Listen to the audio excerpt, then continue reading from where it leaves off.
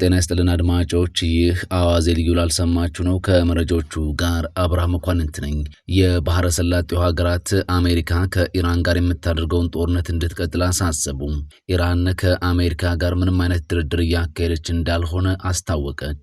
ቱርክ ከኢራን የተተኮሰ አራተኛ ባላስቲክ ሚሳኤል መታመጣሏን ይፋ አድርጋለች። ጠቅላይ ሚኒስትር ቤንያሚን ኔታንያሁ ከኢራን ጋር ያለው ጦርነት ከግማሽ በላይ ግቦቹን አሳክቷል ብለዋል። እነዚህንና ሌሎች ጉዳዮችን በዝርዝር እናስደምጣችኋለን። አብራችሁን ቆዩ።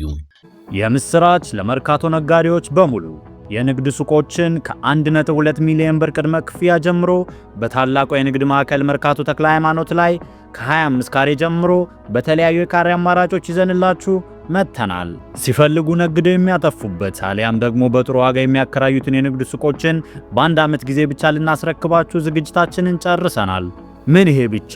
እነዚህን የንግድ ሱቆች በኔት ኤሪያ ብቻ የምንሸጥላችሁ ሲሆን ቤት ለምትፈልጉ ደንበኞቻችን በመሃል ፒያሳ አራዳ ፓርክ ፊት ለፊት ከ3.6 ሚሊዮን ሙሉ ክፍያ ጀምሮ ይዘንላችሁ መተናል። ለበለጠ መረጃ ከስር ባለው ስልክ ቁጥር ይደውሉልን። ሜሪት ፕሮፐርቲስ። የባህረ ሰላጤው ሀገራት አሜሪካ ከኢራን ጋር የምታደርገውን ጦርነት እንድትቀጥል አሳሰቡ። እንደ አሶሺየትድ ፕሬስ ዘገባ ከሆነ የተባበሩት አረብ ኤምሬቶች፣ ሳውዲ አረቢያ፣ ኩዌትና ባህሬን በኢራን እስላማዊ ሪፐብሊክ አመራር ላይ መሰረታዊ ለውጥ እስኪመጣ ድረስ የአሜሪካና እስራኤል ወታደራዊ እርምጃ እንዲቀጥል ፍላጎታቸውን ገልጸዋል። በሳውዲ አረቢያና በተባበሩት አረብ ኤምሬቶች የሚመሩ በርካታ የባህረ ሰላጤው ሀገራት ዩናይትድ ስቴትስ በኢራን ላይ የጀመረችውን ወታደራዊ ዘመቻ እንድትቀጥል መጠየቃቸውን ኤፒ አሜሪካ የእስራኤልና የባህረ ሰላጤው ሀገራት ባለስልጣናትን ጠቅሶ ዘግቧል።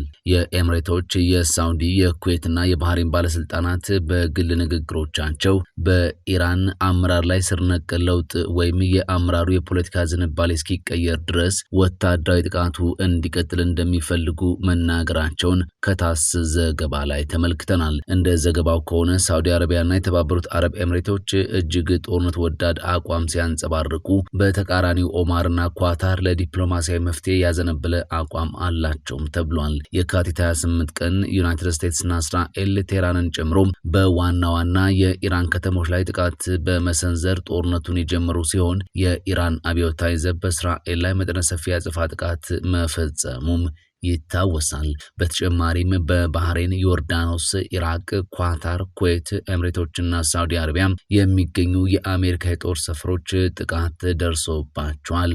አሁንም እየደረሰባቸው ቀጥሏል። ኢራን ከአሜሪካ ከእስራኤልና ጥቃቱን ከደገፉ ሀገራት ጋር ግንኙነት ያላቸው መርከቦች በሆርሙዝ የባህር ወሽመጥ እንዳያልፉ ዝግ አድርጋለች። በዚህም ምክንያት ያለ ቴህራን ፍቃድ ለማለፍ የሞከሩ በርካታ ነዳጅ የጫኑ መርከቦች ጥቃት ደርሶባቸዋል። ሆኖም መጋቢት 25 የኢራን የውጭ ጉዳይ ሚኒስትር አባስ አራግቺ እንደገለጹት ኢራን ለወዳጅ ሀገራት ማለትም ለሩሲያ፣ ህንድ፣ ኢራቅ፣ ቻይናና ፓኪስታን መርከቦች በባህር መስመሩ እንዲያልፉ ፈቅዳለች ብለዋል።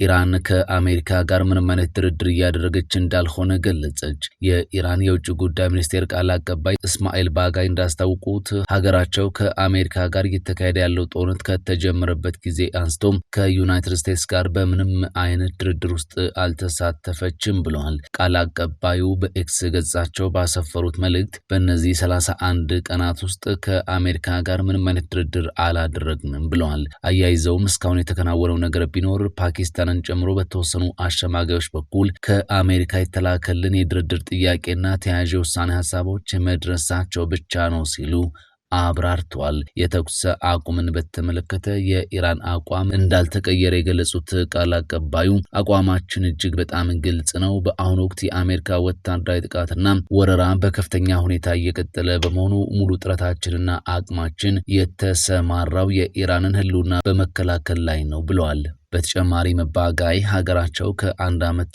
ባነሰ ጊዜ ውስጥ በዲፕሎማሲው መስክ ላይ የተፈጸሙባትን 2 ክህደቶች አትረሳም ሲሉም ተናግሯል። የመጀመሪያው ክህደት የተባለው በሰኔ 2025 የተካሄደውና 12 ቀናት የፈጀው ጦርነት ሲሆን ይህ ጦርነት የተቀሰቀሰው አሜሪካና እስራኤል በድርድር ሂደት ላይ ያሉ በወታደራዊና በኒውክሌር ተቋማት ላይ ጥቃት በመሰንዘራቸው መሆኑ በዘገባው ተካቷል። ቱርክ ከኢራን የተተኮሰ አራተኛ ባላስቲክ ሚሳኤል መታመጣሏን ገለጸች። የቱርክ መከላከያ ሚኒስቴር ባወጣው መግለጫ የሀገሪቱን የአየር ክልል ጥሶ የገባን አራተኛ የኢራን ባላስቲክ ሚሳኤል በስኬት ማክሸፉን ይፋ አድርጓል። ድርጊቱ በሁለቱ ጎረቤት ሀገራት መካከል ያለውን ወታደራዊ ፍጥጫ ወደ አዲስ ምዕራፍም አሸጋግሮታል ተብሏል። ሚሳኤሉ በምስራቃዊ ሜዲትራኒያን ባህር ላይ በሰፈሩ የኔቶ የአየር መከላከያ ስርዓቶች አማካኝነት ገና አየር ላይ ያለ እንዲከሽፍ ተደርጓል ነው የተባለው። ቱርክ ድርጊቱን ቀስቃሽና ተቀባይነት የሌለው ስትል የፈረጀችው ሲሆን ለማንኛውም ጥቃት ተመጣጣኝ ወታደራዊ ምላሽ የመስጠት መብቷ የተጠበቀ መሆኑን አስታውቃለች። በሚሳኤሉ መመታት ምክንያት እስካሁን የደረሰ የሰው ሕይወት መጥፋትም ሆነ የንብረት ጉዳት አለመኖሩ ተረጋግጧል። ክስተቱን ተከትሎ የቱርክ ጦር ኃይል በምስራቃዊ የሀገሪቱ ክፍል ተጨማሪ የጸረ ሚሳኤል መከላከያ ዘዴዎችን በማሰማራት ላይ እንደሚገኝ ታውቋል። ይህም በድንበር አካባቢ ያለውን ጥበቃ ወደ ከፍተኛ ደረጃ አሳድጎታልም ተብሏል። ይህ ተከታታይ የሚሳኤል ሙከራ ቱርክን ብቻ ሳይሆን መላውን የኔቶ አባል ሀገራትን ሊያስቆጣ የሚችልና ቀጠናዊ ጸጥታ ስጋትን የሚጨምር እንደሆነም ተነግሯል። የእስራኤሉ ጠቅላይ ሚኒስትር ቤንያሚን ኔታንያሁ ከኢራን ጋር ያለው ጦርነት ከግማሽ በላይ ግቦቹን አሳክቷል አሉ። የእስራኤሉ ጠቅላይ ሚኒስትር ቤንያሚን ኔታንያሁ ከኒውስ ማክስ ጋር በነበራቸው ቆይታ ከኢራን ጋር እየተካሄደ ያለው ጦርነት ከተቀመጡለት ስልታዊ ግቦች አንጻር አብዛኛውን ማሳካቱን አንስቷል። ሆኖም ጦርነቱ የሚጠናቀቅበትን ዝርዝር የጊዜ ሰሌዳ ከመጥቀስ ተቆጥበዋል። ጠቅላይ ሚኒስትሩ ጦርነቱ ከግማሽ መንገድ በላይ አልፏል ሲሉ የገለጹ ሲሆን የተሰጡ ወታደራዊ ተልዕኮች ከተከናወኑበት ፍጥነት አንጻር መሆኑን አብራርተዋል። ጦርነቱ መቼ ያበቃል ለሚለው ጥያቄ ሂደቱ በጊዜ ርዝማኔ ሳይሆን በውጤት የሚለካ በመሆኑ የተቆረጠ ቀን ለመስጠት እንደማይፈልጉ ተናግሯል። ተዘግቶ የሚገኘውን የሆርሙዝ የባህር ወሽመጥ መልሶ ክፍት ስለማድረግ የተጠየቁት ጠቅላይ ሚኒስትሩ ዩናይትድ ስቴትስ እየመራቻቸው ያሉ ወታደራዊ መፍትሄዎች መኖራቸውንም ጠቁመዋል። ይሁን እንጂ አሜሪካ የካርግ ደሴትን ለመቆጣጠር ወታደሮቿን ስለመላኳም የቀረበላቸውን ጥያቄ ዝርዝር ምላሽ ሳይሰጡ አልፈውታል። ጠቅላይ ሚኒስትሩ ከጦርነቱ ማግስት ኢራን በጂኦግራፊያዊ አቀማመጧ የምታደርሰውን ጫና ለመቀነስ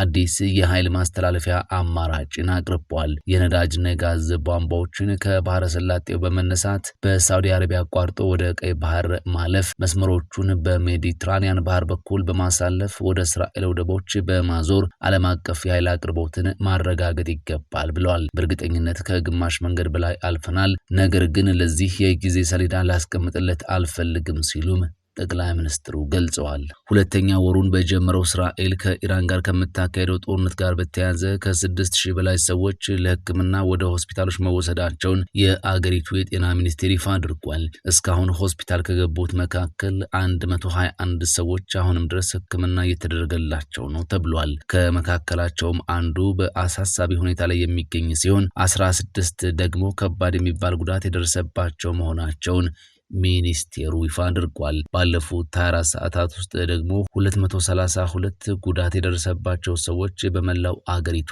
ወደ ሆስፒታሎች መሄዳቸውን የእስራኤል ጤና ሚኒስቴር ጨምሮ አሳውቋል። እስራኤል ከአሜሪካ ጋር በመሆን በኢራን ላይ ጥቃት መክፈቷን ተከትሎ ኢራን በእስራኤል ላይ የአጸፋ ጥቃቶችን እየፈጸመች ትገኛለች። በሚሳኤሎችና በድሮኖች የሚፈጸሙ ጥቃቶች በተለያዩ የእስራኤል አካባቢዎች ውስጥ የሚገኙ ቦታዎችን ኢላማ ያደረጉ ናቸው።